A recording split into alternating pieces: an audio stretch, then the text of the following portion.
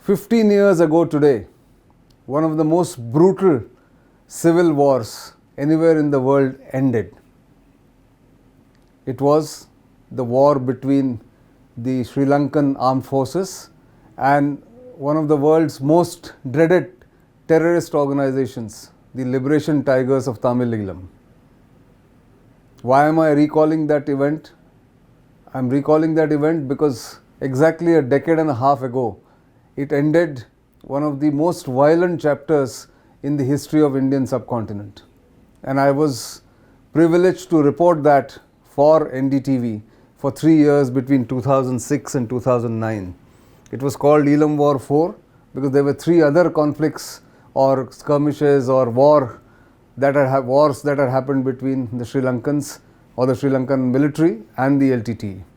But my intention here in this week's episode of Simply Nitin is not to give you the entire history of ethnic clashes, ethnic conflagration in Sri Lanka starting with 1983 in recent times, on recent decade, and ending finally in 2009. But to give you understanding of the war that ended the LTTE, at least militarily it was finished, and of course the death of one of the most charismatic and of course very violent terrorist leader, Velupillai Prabhakaran. I am Nitin Gokhale.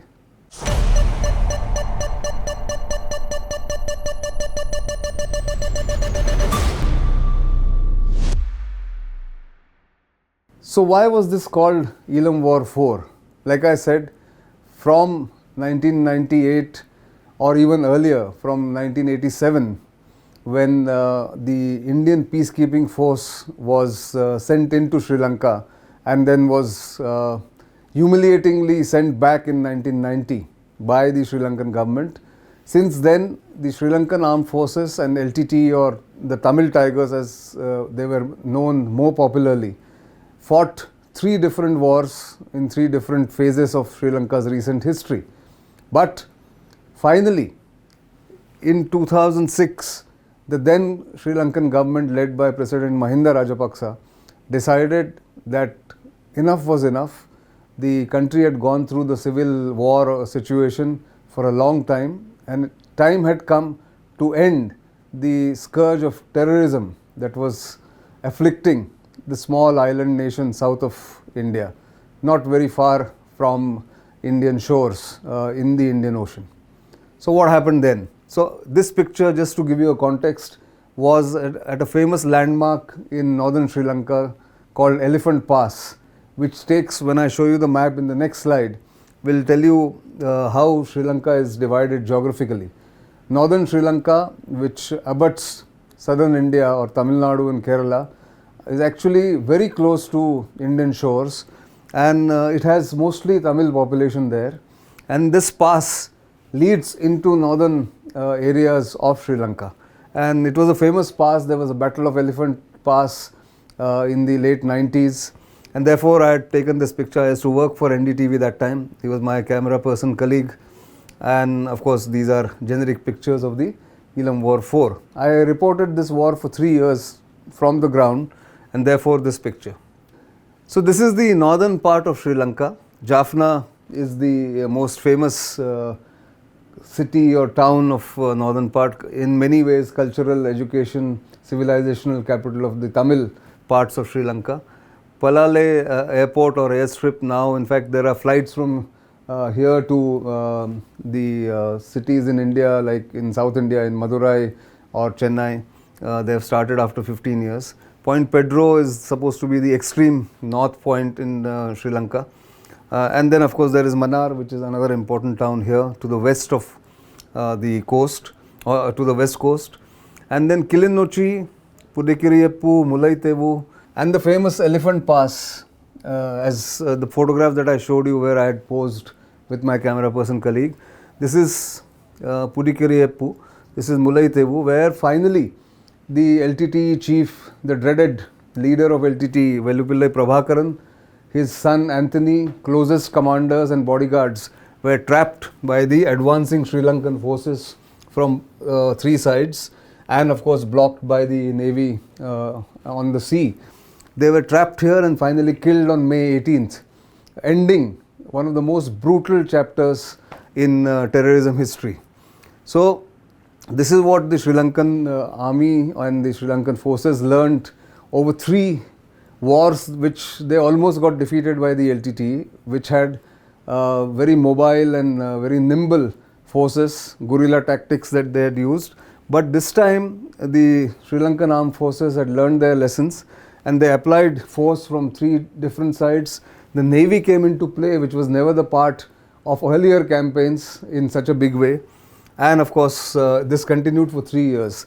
The first phase of the battle took place in Batticaloa, which is eastern Sri Lanka, and a place called Sampur, where in the last few days there have been some arrests, there have been some protests where Tamils were trying to memorialize the losses in war where people had died. Of course, civilians had died, soldiers had died, many people who were LTTE members were also Tamils, had also died, and therefore they tried to organize some memorial meetings which were banned and which were prevented by the government. They were arrested.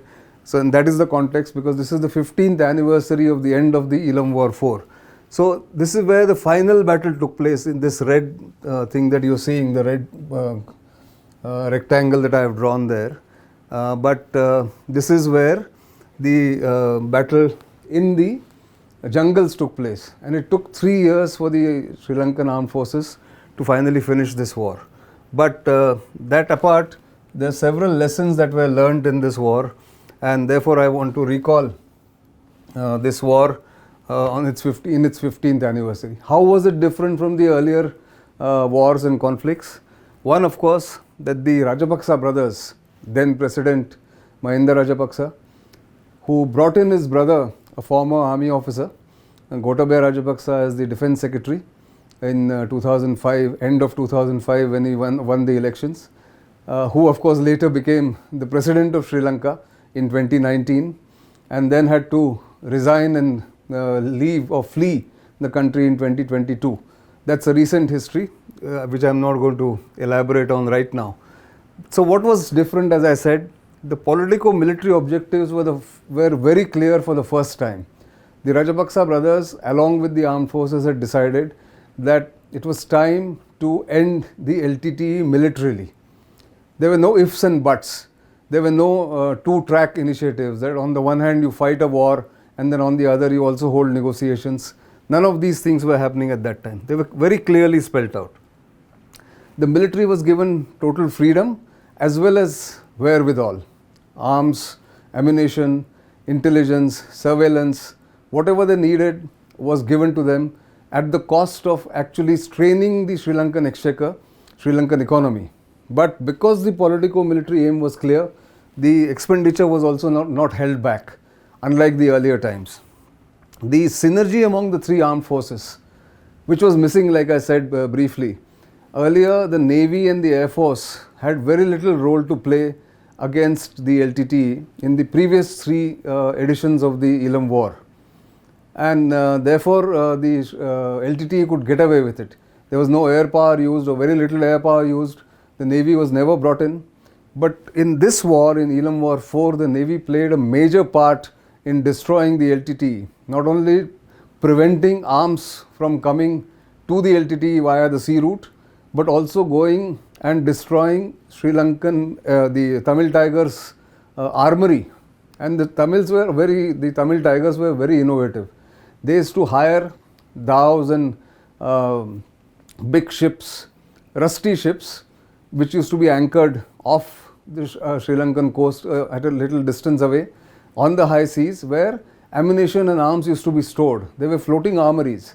So the intelligence played a major role, and the Navy went and destroyed those armories, preventing rearming of the LTTE or replenishment of the LTTE as it went along. So synergy was important. Unequivocal support from China and Russia. The Chinese supplied arms and also held Sri Lanka's hand in the UN Security Council whenever there was pressure from Western countries like France, UK, US. So they vetoed, and the Russians also chipped in. India, at that point in time, was ruled by a coalition government, the UPA 1 government, and there was political compulsions in India because it was being supported by the DMK party or the Tamil parties in Tamil Nadu, who never wanted this war to happen or the Tamils to be harmed or LTT to be attacked. And therefore the Indian government was very, very cautious and secretive about what they were doing or what help they were giving to Sri Lankan armed forces. We'll talk about that a little bit later. Having gained experience over 3 wars since 1990s, the young officers of the 1990, the Eelam War 1, 2, they had now risen to become commanders. So Sharath Fonseca, General Sharath Fonseca, who was the army chief that time, or Gotabaya Rajapaksa, who became the defense secretary after living outside Sri Lanka from 1992 to 2005, was also a commanding officer of an infantry unit before he left the army prematurely after 20 years of service in 1989 and went to the US. So he had experience about how the LTT operates and how the military operates. So battle-hardened military commanders, handpicked by Gotabaya Rajapaksa and Mahinda Rajapaksa, made a huge difference. The LTT of course made a lot of mistakes.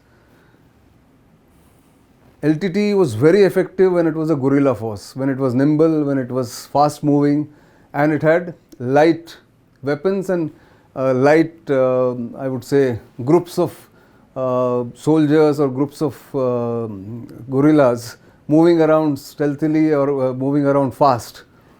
But having got bloated over the years, having recruited many more Tamil youths and having got sort of complacent with their victories in the past, it tried to become a conventional army without the conventional heavy arms in their armory. They tried to hold territory. Territories are held or protected by large armies.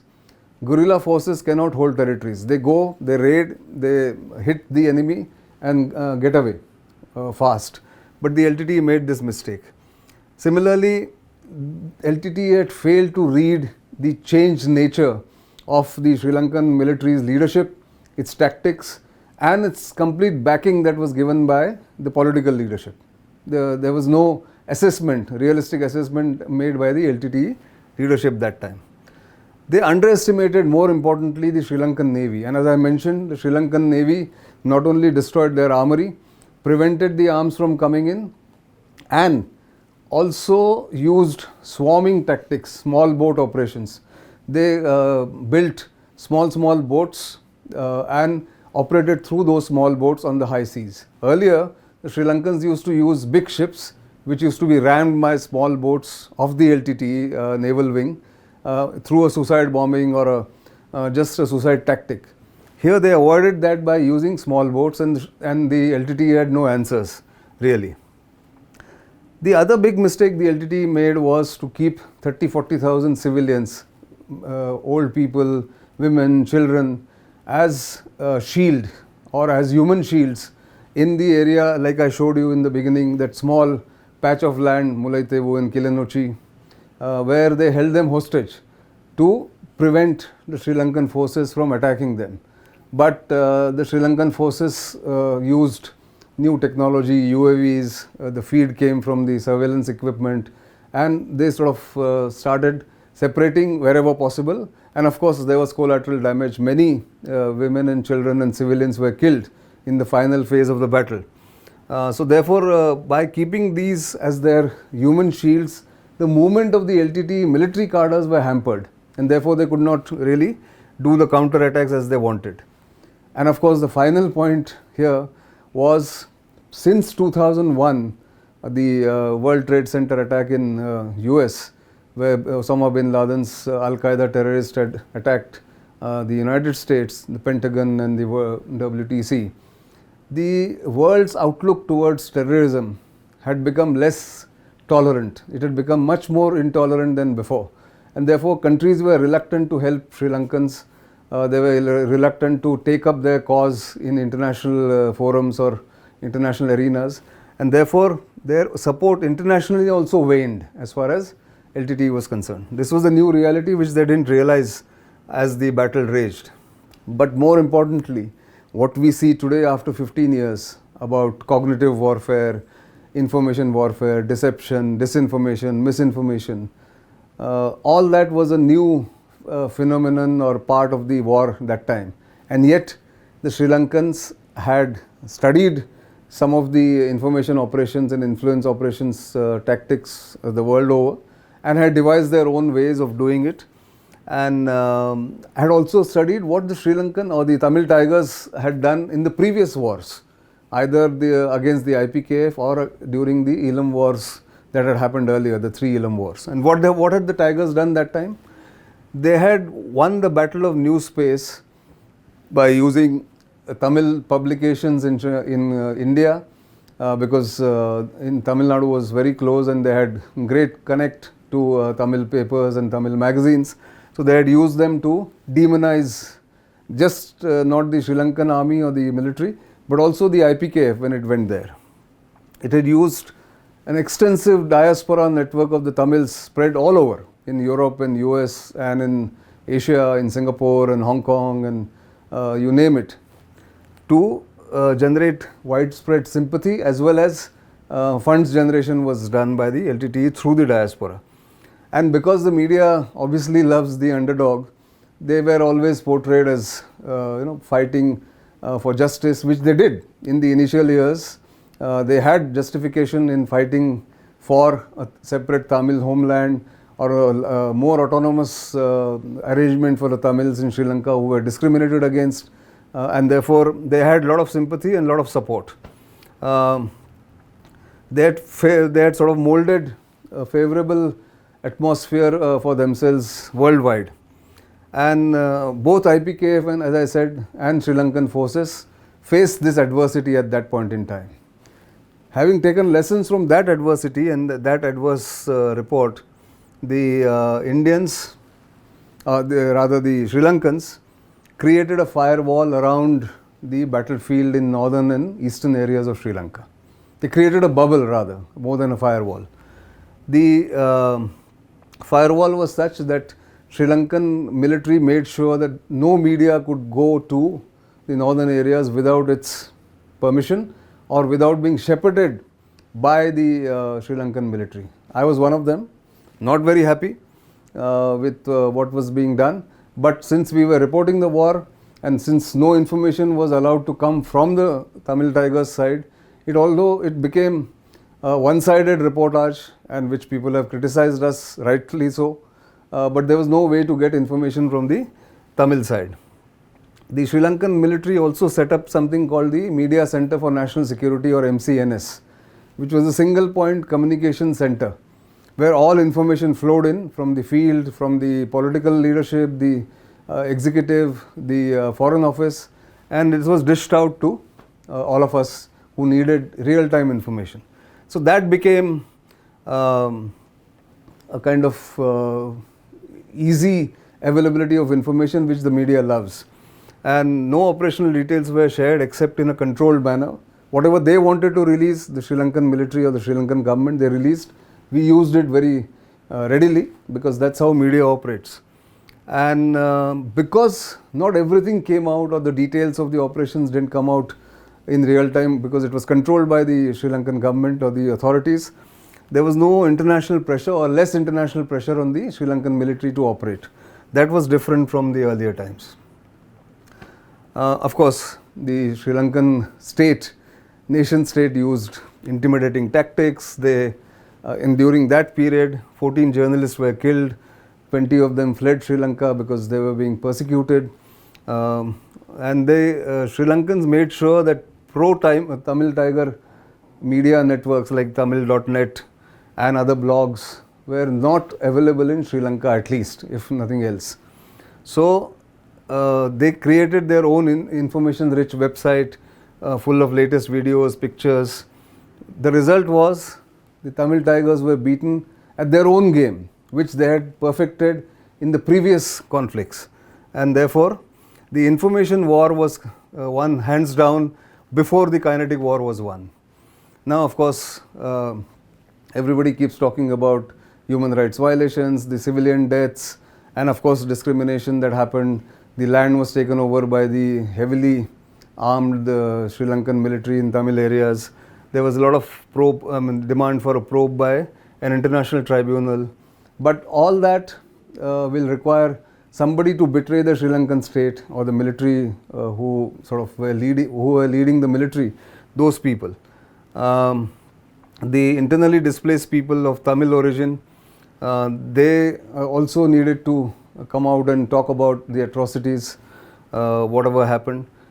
Can Sri Lanka be prosecuted? Yes, there were attempts to prosecute Sri Lankans. Some of them were barred from travelling to the West especially.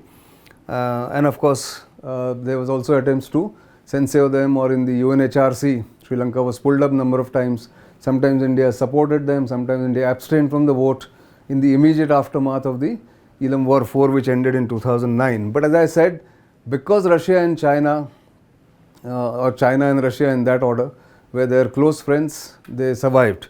And they were of course doing it for their own political reasons. And we know what exactly happened. So what next? That was the question I had asked that time, and some of these questions remain relevant even now.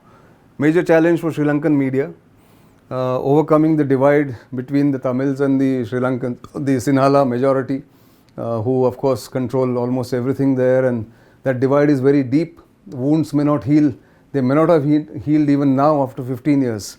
But the fact is, ultimately, Tamils will have to be made part and parcel of the Sri Lankan nationhood, which has happened over the years. Sometimes time is a good healer or a relevant healer, but governments have been known to be intolerant of dissent and criticism.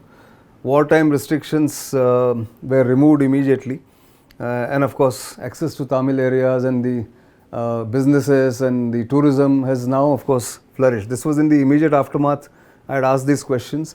In fact, I must end. I wrote this book in September. It was published in September 2009, just 4 months after the war was over. And of course, it's available on Amazon. So I had said from war to peace, Sri Lanka from war to peace. But my conclusion at that point in time, where I had said all those 4 or 5 points that I mentioned about what was different. Armed forces were given freedom or full freedom, greater synergy among 3 forces. China, Russia and even India provided strong and military and political support.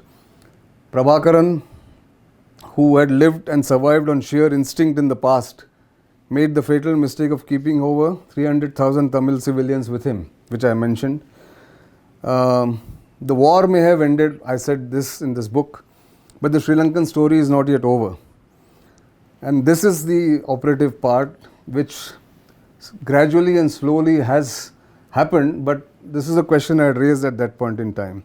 President Rajapaksa, that is Mahinda Rajapaksa and his team, must avoid triumphalism to spoil the enormous goodwill that they have earned by winning the war.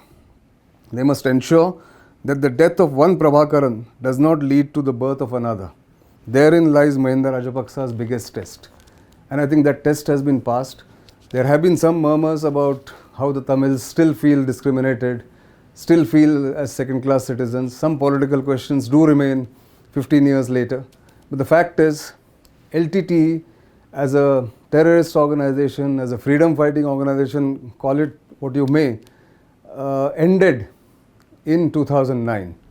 The thought, the mindset of LTTE or Tamil Tigers or the Tamil nationalism, of course, flourishes even today, or not, if not flourishes, at least exists and might get reignited, who knows, in the future.